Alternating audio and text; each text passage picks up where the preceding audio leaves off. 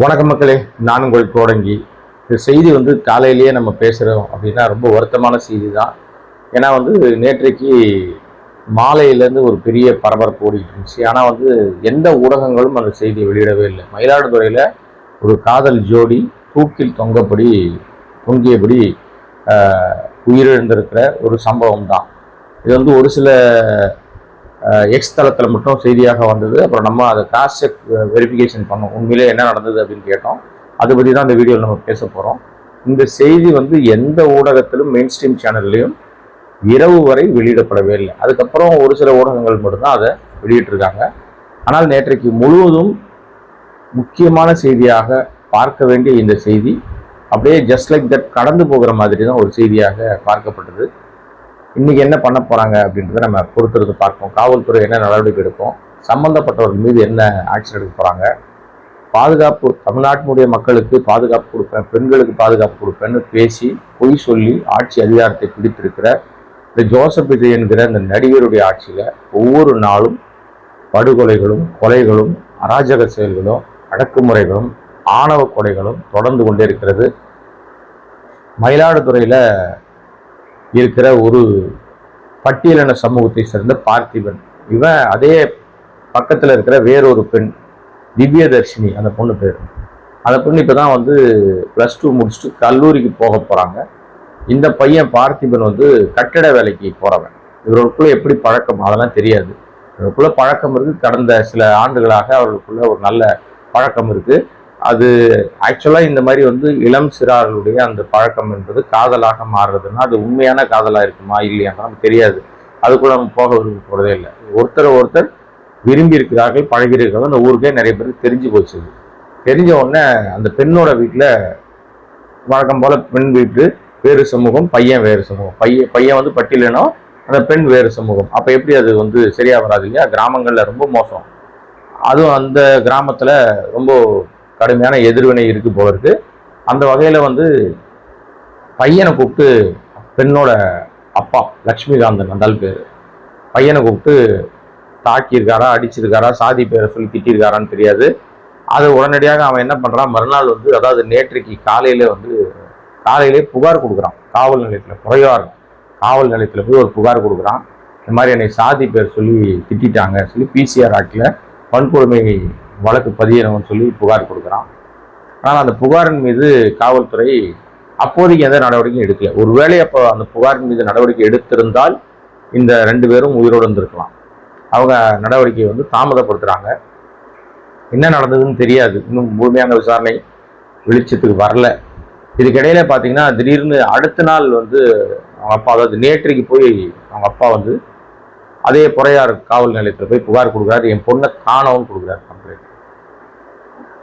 பொண்ணை காணோன்னு complaint, திவ்யதர்ஷினியை காணோன்னு complaint கொடுக்குறாரு. உடனே காவல் அந்த அடுத்த வேகத்தில், இவர் கம்ப்ளைண்ட் கொடுத்த வேகத்திலே ஒரு பொண்ணை காணோன்னு பரபரப்பாக போலீஸ் அந்த பையனுடைய செல்போன் என்ன ட்ரேஸ் பண்ணுறாங்க. ட்ரேஸ் பண்ணால் அது காட்டுகிற இடத்துக்கு ஒரு குடிசை, வயல்வெளியில் ஒரு தங்கி இருக்கிறதுக்காக போடப்பட்ட ஒரு குடிசை, அதுவும் பாதி பிஞ்சு இருக்கிற ஒரு குடிசை.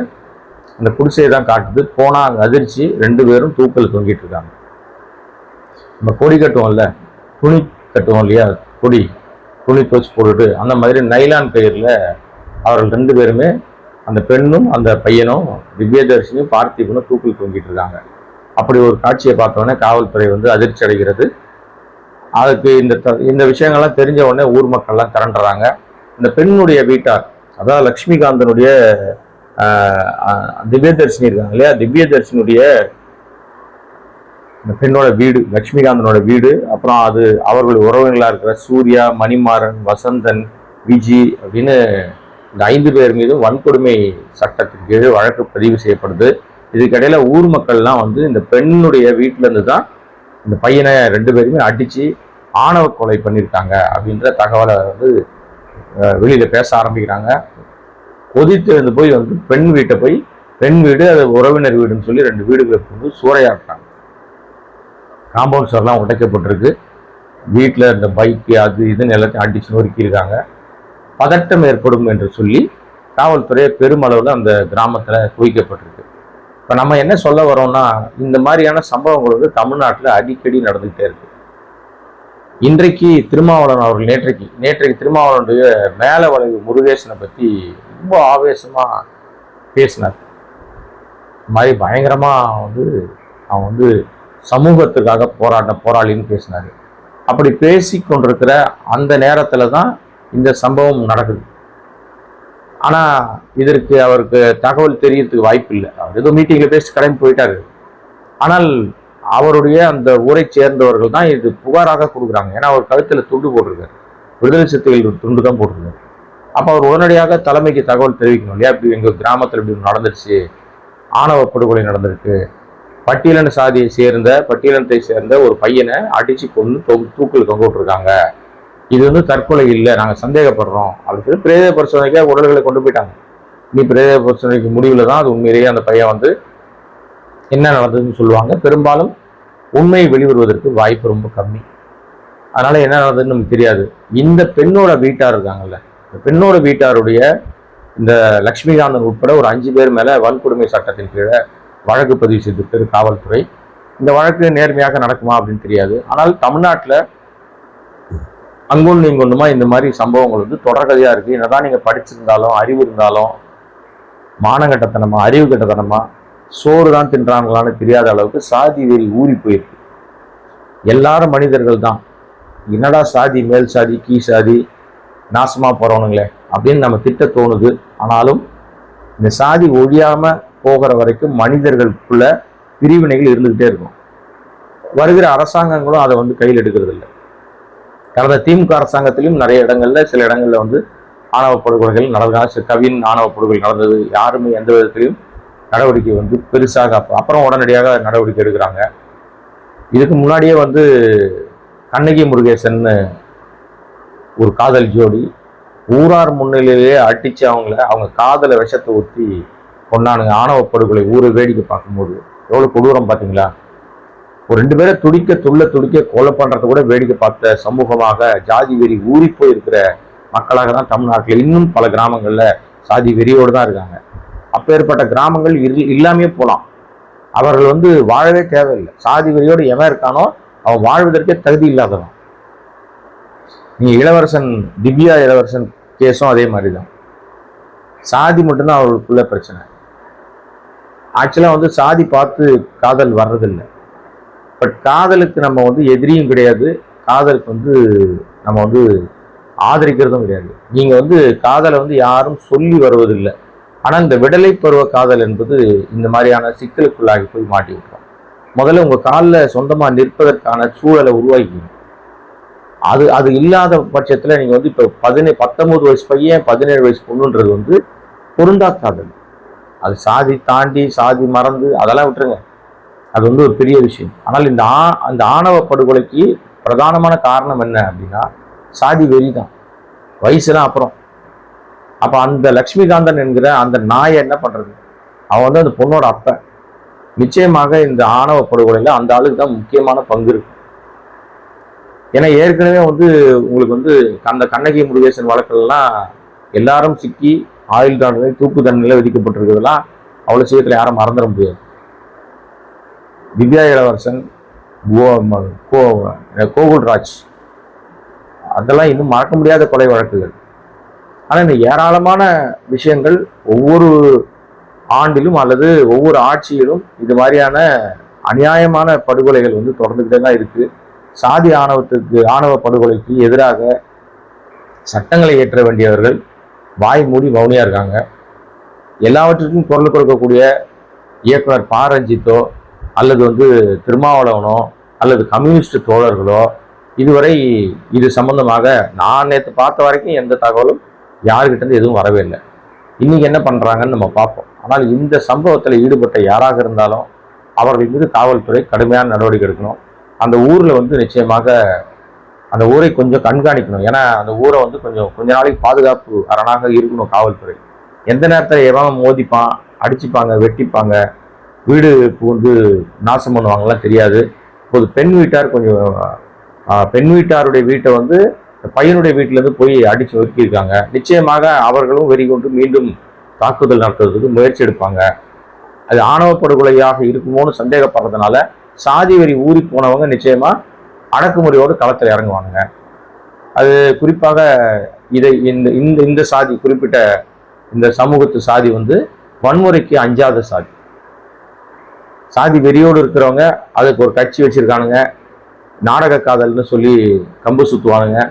ஆனா இந்த மாதிரி அநியாயமாக உயிர்களை பறிப்பது அவர்களுக்கு சகஜமா போச்சு. அதனால நிச்சயமாக காவல்துறையோ இதுல என்ன நடவடிக்கை எடுக்க போகுதுன்னு நம்ம பார்த்துக்கிட்டு இருக்கோம். தமிழ்நாடு அரசாங்கம், அது ஜோசப் விஜய் முதலமைச்சர் என்ன நடவடிக்கை எடுக்க போறாரு? இன்னும் பெரிய கொடூரம் என்னன்னா, இந்த ஆட்சியினுடைய முதல் IAS IPS உடைய அந்த கூட்டம் தமிழ்நாடு பாதுகாப்பு குறித்து பேசிக்கிட்டு இருக்கும் போதே இந்த மாதிரி ஒரு சம்பவம் நடக்குது. அப்ப குற்றவாளிகளுக்கு குளிர்விட்டு போச்சு.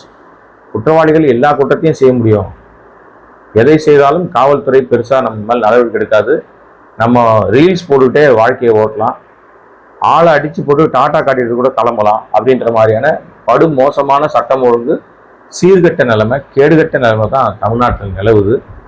இதையெல்லாம் வேடிக்கை பார்த்து கொண்டிருக்கிற தமிழ்நாடு அரசினுடைய முதலமைச்சராக இருக்கிற ஜோசப் விஜய் வந்து என்ன பண்றாருன்னு தெரியல. இதற்கு என்ன பதில் சொல்ல போறாரு? இது இன்னும் தொடர்ந்தால் ஆபத்து. ஆணவ படுகொலைக்கு எதிராக தனி சட்டம் இயற்றப்பட வேண்டும் என்கிற அந்த கோரிக்கை மீண்டும் வலுப்பெற வேண்டும். அது சம்பந்தமாக தனியாக வந்து இந்த இந்த மரணம் உட்பட இதற்கு முன்பாக நடந்த பல மரணங்கள் குறித்து தீர ஆய்வு செய்து தனிச்சட்டம் இயற்றினால் மட்டுமே பாதுகாப்பு உறுதிப்படுத்தப்படும் அப்படின்றது தெரியுது. இந்த அரசாங்கம் என்ன பண்ணுன்னு தெரியல. இது ரீல்ஸ் மாடல் அரசாங்கம், சோபா மாடல் அரசாங்கம். எல்லாருக்கும் கேள்வி கேட்குற எல்லாருக்கும் சோபாவை கொடுத்து விட்டுரும், அவங்க சோபாவில் பார்த்து தூங்கிட்டு இருப்பாங்க. அவர்களுக்கு வெளியில் என்ன நடக்குதுன்னே தெரியாது. மாற்றி மாற்றி பேசுவாங்க, பொய் சொல்லுவாங்க, உண்மைகள் பேசுவதற்கு தடுமாற்றம் ஏற்படும்.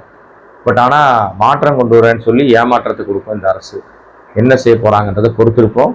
ஒரு அநியாயமாக ஒரு வாலிபன், ஒரு சின்ன பொண்ணு அநியாயமாக பலியாகி இருக்கிறார்கள் சாதிக்காக, சாதி வேரிக்காக.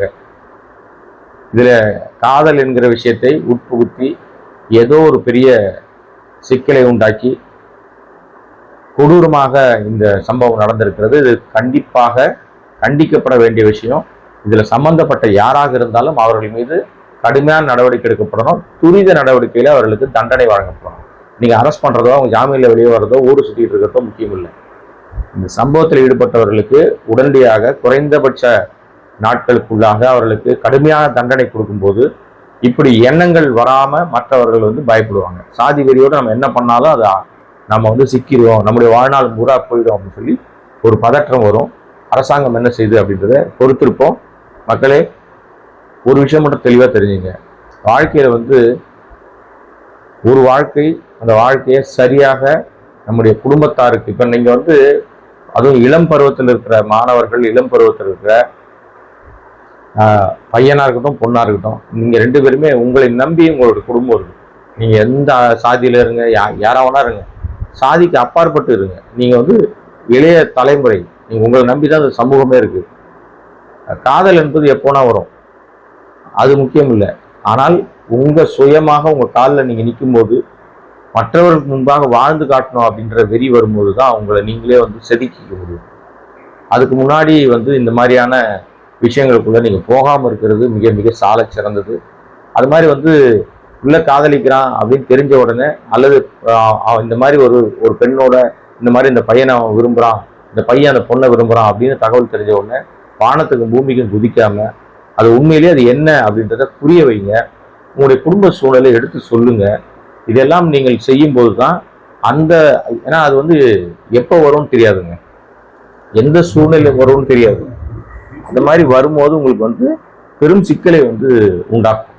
அதனால என்ன சொல்ல வர்றது அப்படின்னு சொன்னா, உண்மையிலேயே இப்போ 2 உயிர்கள் பலியாகி இருக்கிறது. அந்த 2 குடும்பமும் உண்மையிலேயே அது வந்து அடக்குமுறை ஏவி இருக்கிறவர்கள் கண்டிப்பாக தண்டிக்கப்படணும். தண்டிக்கப்பட்டாலும் அந்த குடும்பத்தினுடைய வகையரா இருக்காங்கல்ல, அவர்கள் வந்து காலத்துக்கும் அது வந்து அவர்களுக்கு வந்து தீரா பழி. இனிமே எந்த நல்லது கெட்டதுக்குள்ள அவங்களால வந்து தைரியமாக வந்து நிற்க முடியாது. அப்ப எவ்வளவு கொடூரம் பாருங்க. பையனை பறி கொடுத்த குடும்பம் எவ்வளோ, அந்த குடும்பத்துல அவன் முக்கியமான நபராக இருந்திருக்கலாம், சம்பாதிச்சு குடும்பத்தை காப்பாற்றக்கூடியவனாக இருந்திருக்கலாம். இப்போ அந்த பையனே இல்லை, இறந்து போயிட்டான். அப்போ அந்த குடும்பத்தினுடைய ஆணி வேறு கட் பண்ண மாதிரி ஆயிடுது இல்லையா? ஆகவே கொஞ்சம் யோசிச்சு பாருங்க. இல்லைன்னா கொடூரங்கள் தான். ரொம்ப மோசமான விஷயம். காவல்துறை கடுமை காட்டினால் மட்டுமே இது போன்ற நிகழ்வுகளை தடுக்க முடியும். கொஞ்சம் நிறைய கிராமங்களில் வந்து விழிப்புணர்வு ஏற்படுத்துங்க, நிறைய விஷயங்களை புரிய வைங்க. சாதி வெறியை ஊறி போயிருக்கிற கிராமங்களில் இந்த மாதிரி கவுன்சிலிங் வந்து நிறைய தேவைப்படுது. இதையெல்லாம் இந்த அரசாங்கம் முன்னெடுக்குமா, இல்லை வழக்கம் போல வேடிக்கை பார்த்துட்டு இதுவும் ஒரு சோபாவை போட்டு தூங்குமா, இது நமக்கு தெரியல. பொறுத்திருப்போம். நிச்சயமாக இந்த சம்பவத்தில் சம்பந்தப்பட்ட யாராக இருந்தாலும் அவர்களுக்கு கடுமையான தண்டனையும் கடுமையான நடவடிக்கையும் காவல்துறை எடுக்கும்னு நம்புகிறோம். இந்த வீடியோவை சப்ஸ்கிரைப் பண்ணாமல் பார்த்துட்டு இருக்க அன்பு நண்பர்களே, சப்ஸ்கிரைப் பண்ணுங்கள், சப்போர்ட் பண்ணுங்கள். உங்களுடைய கருத்துக்களை கமெண்ட்டுகளாக சொல்லுங்கள். நன்றி, வணக்கம்.